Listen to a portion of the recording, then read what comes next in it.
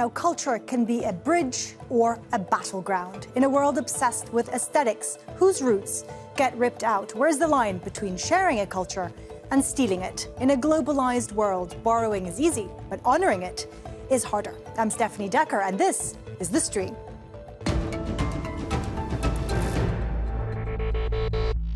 So people often ask me if it's appropriate or not if they go to Japan and wear kimono. Absolutely yes! How can it be inappropriate? It's just the clothes. But my problem is you cannot take this culture and rebrand it and sell it and profit off of it like it's your own without giving us any credit. When they go to Ghana, they just start putting on that kente like it's costume. Please, leave our heritage alone. Leave our traditional wear alone. I'm tired of you people putting this thing on like it's a joke. That is not a gimmick. That's not a game. That's not a Halloween costume. Now, today we're diving into the space between cultural appropriation and appreciation. Who gets to profit? What gets erased? Does it always come back to power? Well, we're going to explore everything from rebranded recipes to reimagined identities and what's at stake when heritage becomes trend. It's a complex conversation, and we asked you on Instagram if it's ever okay to profit from another culture. This is what you told us. 16% of you say yes, it's fine, it's a globalized world. 24%, no, it's never okay. And the majority, 60% of you said it's complicated. Well, to explore all of this in detail, we have Fadi Kattan, a chef and author, joining us from London, Dr. Riche Richardson, a professor of African American literature at Cornell University in Ithaca, New York, and Nikki Apostolou, a content creator raising awareness about Native American traditions from New York City. Riche, if I could start with you to set up this conversation, how would you define what cultural appropriation is? I would define cultural appropriation as a very superficial and surface engagement of a different culture of ethnicity without adequate understanding, without adequate anchoring to even have a sense of the roots and source of the object that one is embracing. And so the engagement is more surface level, and it can also even at worst be premised on mockery and ridicule rather than a genuine appreciation. Nikki, give me an example of what is offensive to you when it comes to cultural appropriation. You were giving us examples in the pre-interview where you're talking about double standards. Absolutely. So there is a large double standard when it comes to cultural appropriation, especially in Native American culture. In our culture, our boys typically wear long hair and braids, but that goes against so many dress codes at schools and institutions. But yet those same teachers and those same people in power will go and dress up as Pocahontas or put on a headdress or go out and buy appropriated sage or a dream catcher, all these other things, and say that it's okay. But when you see actual Native people, it's a problem, but dressing up as one for Halloween, they view as okay. So they want to enjoy the culture without actually having to have any of the repercussions of being a Native person. Well, it's about culture, it's about fashion, it's also very much about food. Now, food and its origins often bring out very strong emotions. It's also more at risk of cultural erasure. Sheikha Al-Subay explains. Cultural appreciation is when you understand another culture with respect and acknowledgement. Think of it like being invited to someone's home and enjoying their traditions with them. But cultural appropriation, that's like stealing someone's house keys and throwing your own party in there. That's when dominant groups take elements from a marginalized culture without credit, context, or care and often profit from it. Let's talk about food, for example. For decades, Israeli chefs, brands, and even tourism ads have marketed Palestinian dishes as Israeli, from hummus to falafel. But Israel was only created in 1948, and these foods have deep roots in Palestinian culture, as well as other countries in the region, such as Syria and Egypt. It's not just about the food, though. It's about erasure. In a context where Palestinians are being displaced and seeing their culture repackaged and claimed by the occupier is not appreciation. It's colonization on a plate. Food is the base of our link to the land. So the appropriation is one layer of that multi-level system of occupation. For 76 years, but a bit before actually, that appropriation by the Zionists of our cuisine was also, on one hand, the theft that you're describing, but on the other hand, to disconnect us from the land. So once you're claiming hummus is yours, you're basically saying Palestinians planting chickpeas are no more the ones that practice this craft for millennia. When you're claiming frika, you're saying from the day wheat was planted, it wasn't the Palestinians, while the reality is very different. So it is a tool of erasure of the people, of the native people. Now, in Palestine, what is the native people? And that's a different story, I think, but we are a very diverse population. You know, we're not, I have a problem with this idea of like a singular origin kind of thing. I do apply it for olive oil and for coffee, but not for human beings. We're very varied. In Palestine, over the last 5,000 years, was a place that many civilizations lived through. What Israel did in 48 was basically erase not only the Palestinians, but the contribution of the Greeks, the Romans, the Philistines, the Canaanites, the Yemenis, you know, everybody who's been through trade routes and through cultural exchange and through occupations historically in that area has been like somehow erased, and hummus has all of a sudden become Israeli and falafel. And it's not only hummus and falafel. Talking about hummus and falafel would be limiting the extent of the stuff. It is the Jaffa oranges. It is, you know, I mean, I very much like Shekha's comparison of somebody getting the keys of your house and making a party. That is what happened in 48. My family had land in Jaffa where we planted oranges. We're not refugees. We were living in Bethlehem. They were business people. And overnight in 48, that land is stolen. So basically the keys, the door is broken in, and some Israeli gets the keys for 120 dirhams of oranges, starts exporting them and branding them as Israeli. And that is what has been going on now for 76 years without a single moment of acknowledgement of who we are It's and what about we are and our erasing. link to the land. Erasing a people, erasing a conversation, erasing a link. Riche, I want to put that to you. You're also talking, you know, within sort of, you said black females also had been sort of moved away from their role in actual the American culinary history. How would you describe what's been happening? You've been documenting, like, you know, the black female movement. What have they been put through, and how do you see cultural appropriation? Well, I think it's very broad as a phenomenon and dynamic. I definitely like to take the long view in thinking about these issues and to recognize the roots within processes of colonialism, imperialism, and slavery.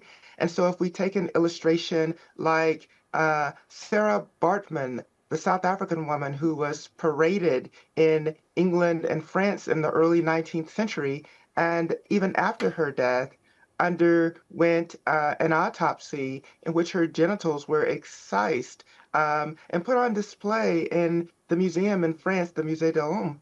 And then only finally, even once they were taken off display, her remains were repatriated to her home country, South Africa, in 2002, literally in the new millennium. And so this idea of, you know, being a spectacle has been there for people of African descent. The irony, of course, is that when body parts that have historically been fetishized in relation to blackness are looked upon. Often they're looked upon with derision or devaluation, but then in more contemporary culture, you have celebrities such as Kim Kardashian being celebrated in some cases for those same features. And so there's a double standard and a bit of irony. But if we look at the long view of the domestic culture, of course, the most obvious example would be the commercialization, the commodification of Aunt Jemima in American advertising, which was also premised on the mammy. But even a more contemporary film, such as The Help, which is based on the novel by Catherine Stockett and became very popular as a film in 2009, But if we look at the history of the story of the maid Aveline, that's based on fact, but fact appropriated, life history appropriated, and even when the real person on whom the story is based, sued about the appropriation of her story, was told that, in the end that, well, the statutes of limitations were up. And so it gets back to those issues and questions of profitability. But I want to emphasize that if we take an example, even from the past decade, with the activism that we've witnessed, Black Lives Matter, and there were these offshoot movements like Blue Lives Matter or All Lives Matter. I don't think that that's a bad thing necessarily, but it has to, again, move beyond the surface level. And so it was like with Blue Lives Matter, based on the Eric Garner case, when he said, "I can't breathe," they were saying, "I can breathe," and not really interrogating problems like the blue wall of silence. So that's when it becomes, I think, particularly problematic, because the intent is crucial. And if it's done in mockery or without, the genuine soul searching, I think an opportunity is missed for potential collaborations. It's about privilege, isn't it? It's about those who are politically more powerful. Nikki, just briefly to you, it is usually the less oppressed, let's say, who culture appropriate with, they pick and choose what suits them. Is this something that offends? Is that the problem? Is it, as Riche was talking about, is it context? Is it intent that is crucial when it comes to this? The context and the intent definitely plays a role. I feel like when you have a respect for a culture, you wouldn't do those things, though. You would not do what the culture is telling you not to do. You wouldn't put on the costume. You wouldn't support big corporations that are taking and thieving designs from Native artists and designers, because ultimately, when you support non-Native artisans and non-Native designers, you're stealing that culture away from the people, because the pattern you're buying doesn't have any culture, history, or heritage in it, especially in Native American culture. Our patterns, our colors, everything we wear, it's not just clothing, it's not just a costume, it's our history imprinted on whatever we're wearing. And when you support something else, you're taking away from that. So that intention there, you're not intending to support Native people, you're intending to support the idea of beauty with the disregard for the people that it comes from. So yes, I agree with what she's saying. We see it too in our culture a lot of the time, where we just see a great theft of our entire history. We're already buried in the history books. You don't see us in traditional media. So it's like we have what we have. We have our own history, our culture, our heritage that we wear. And when we see someone appropriating that, it's almost like a slap to the face. You said it's about using it as beauty, disregarding where it comes from. Now, we thought we'd quiz you all on a few pictures on whether you think that the people in these AI-generated photos are celebrating or appropriating different cultures. Now, to make this easy and more visual, if you think they are appropriating, give us a cross. If you think they are celebration and appreciating culture, give us a heart. So let's play the first picture. Hopefully you can all see it. Is this appropriation or appreciation? I would say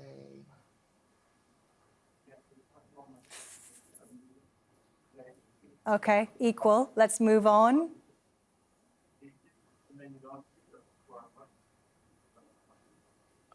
This is the Austrian Lederhosen. Appreciation. Appreciation. Fadi is silent. Not sure. All right, let's move on. On the fence.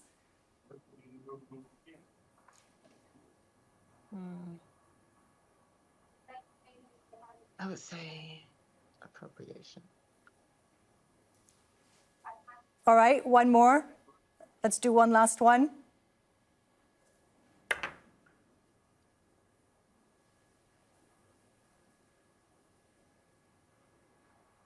No reactions. Can you see him? Yeah. Yeah. Okay, interesting. Can I be a troublemaker here? Please be Can a trouble. Go ahead. This is basically... Those pictures mean nothing. Pictures mean even nothing. With the first one, I said I said no, but I was very hesitant because there's no context. So having this gentleman wearing a kippah and carrying a hummus plate, what does it mean? That he's of Jewish faith? It doesn't mean he's Israeli. It doesn't mean he's claiming hummus is Israeli. It just means he's a person of Jewish faith. Do you know how many Arabs of different Arab origins are of Jewish faith and make hummus? Having this lady wearing a sari, for knowing India quite well, because my dad was born in India, Palestinian, but born in India, she could be Indian. She could be a third generation Indian. She could actually not be Indian at all and celebrating the sari in a right, proper context. I think that is, you're really like touching on something that's very close to me, and I get a bit head up with it. Good, because it is emotion. It is passionate. We should never fight appropriation by the same tools of the occupiers. They put us in a big bag where they use terms like BIPOC, Black Indigenous People of Color. That is a legal term in Canada, for example. What does it mean? I am a Palestinian. Am I a person of color? That happens to be the term that the people in South Africa used during apartheid to call people who are not African and who are anything other than African but not white. Like, we should be very aware. There's a difference for me between appropriation and acknowledgement of our culture, our origin of a produce, a pattern, a cultural ceremony, a ritual, and then us doing the same thing the other way around. And that's why I hesitated with the two gentlemen who were of potentially African origin, but wearing an Austrian dress. Same thing, we don't know the context. They may be Austrians, they may not be Austrians, they may, it's, why is that okay? Like, when? I think context is key. And it's very important that you're getting emotional, because we also had this debate in our team with the stream, Context is key. And some were saying, well, actually, no. Sometimes some things are pretty black and white.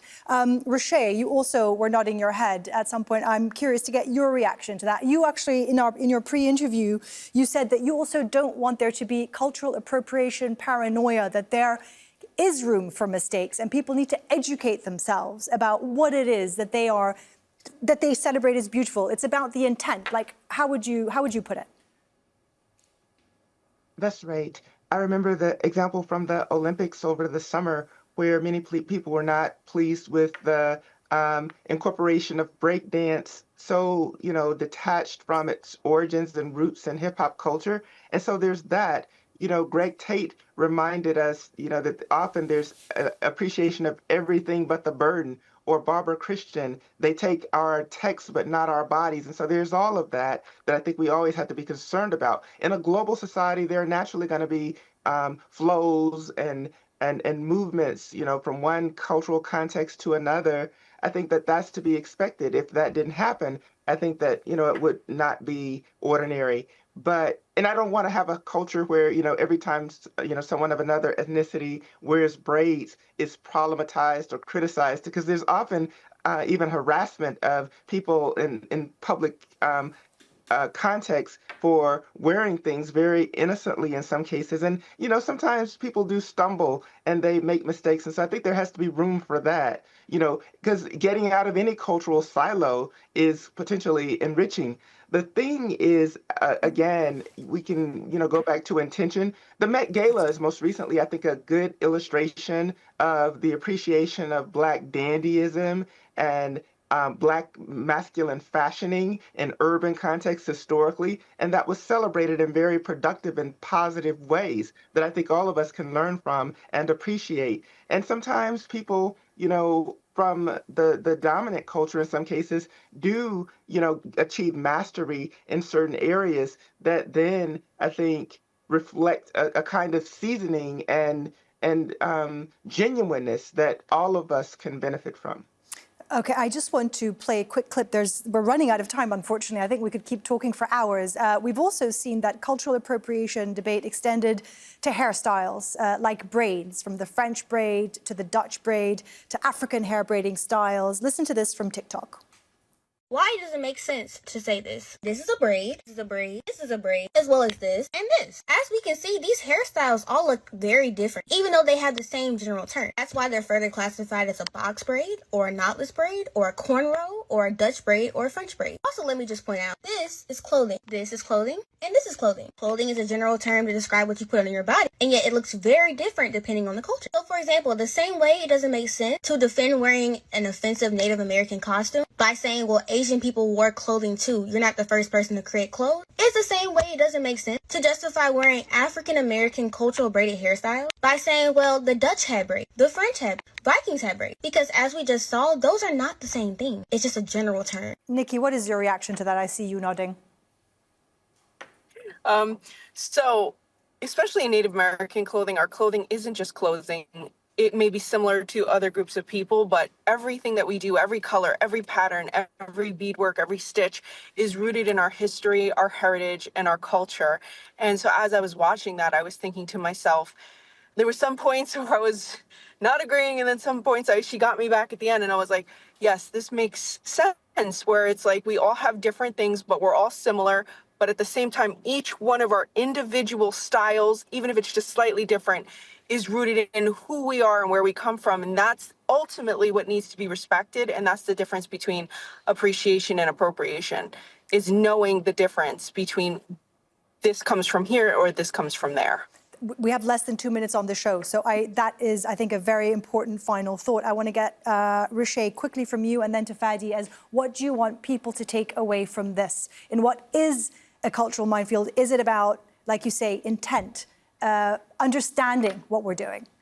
For me, I think, the word intent even can be complicated because often it's a term invoked as far as racism is concerned, like whether there's intent or not. And so that can individualize it, excessively. But the bottom line is stewardship, good and responsible stewardship. We have, labor economy structured so that the people who often produce products don't ever benefit from them. And that kind of culture is not healthy. American material culture is also very rooted in minstrelsy, the most extreme and degrading, I think, degrading form of cultural appropriation in so many ways. And so understanding these histories, I think it's important for everyone to do better and to be better. Fadi, final thoughts from you. It's more, you live in a context where it goes beyond just cultural appropriation, doesn't it? It's like cultural elimination. What are your final thoughts on this? In a moment where we're going through a genocide and where I see people wearing the keffiyeh across the world in whatever manner that is theirs, please go on wearing the keffiyeh. You're not appropriating my culture. Just wear it and acknowledge that it's Palestinian. If you're making hummus or whatever Palestinian dish, please go on, invite people around a table, get them to eat Palestinian food. Even if you're not Palestinian, feel free to cook it. Just say it's Palestinian. We need the voices of the world to continue saying we exist before we become extinct, because that's what's happening on the ground. And for that, just acknowledge. For me, the magic word is acknowledgement. Acknowledge that grapes come originally from Palestine, so wines are originally from Palestine. Acknowledge that Riche is from Palestine. Acknowledge all of that and go on celebrating it. Because I think the only way we can fight this obscurantism of appropriation, of lies, of theft, is actually with a lot of light, a lot of real light coming out from acknowledging all cultures, the indigenous cultures, the cultures of slavery, like people who have suffered historically and today are minorities, but are not minorities. For me, I don't see minorities in the cultural sphere. I see that we're all people who all deserve our voices to be out there with our food, with our culture, with all of that. Absolutely. It's been a fascinating discussion, and we could keep going for hours. Unfortunately, we are out of time. Thank you, Fadi Kattan, Dr. Riche, Richardson, and Nikki Apostolou. And thank you all for tuning in. If you have a comment about our show, talk to us on social media. This is also your show, and we're always open to your suggestions. Use the hashtag or the handle AJStream, and we will look into it. Thank you for being part of the conversation, and I'll see you soon.